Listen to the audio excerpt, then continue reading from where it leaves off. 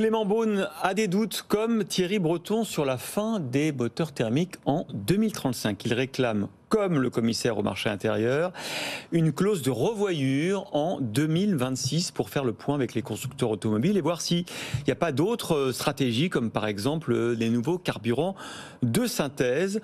L'Europe, justement, craint de ne pas être prête pour 2035. On fait le point avec vous, Justine Vassogne. Le tout électrique en 2035. Pour réussir cette mutation, il reste encore beaucoup à faire. Première question, celle des bornes de recharge électrique. En 2030, on aura besoin de 7 millions de bornes. En Europe, il en existe aujourd'hui seulement 350 000, principalement en France, en Allemagne et aux Pays-Bas.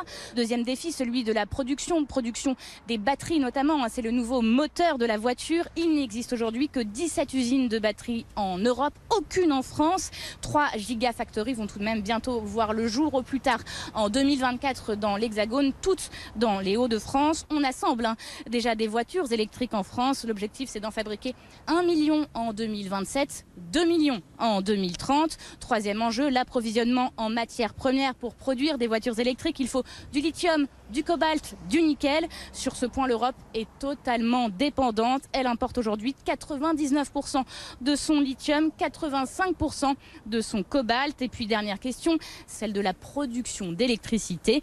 En 2050, on estime qu'il faudra 150 gigawatts de puissance électrique pour charger les batteries.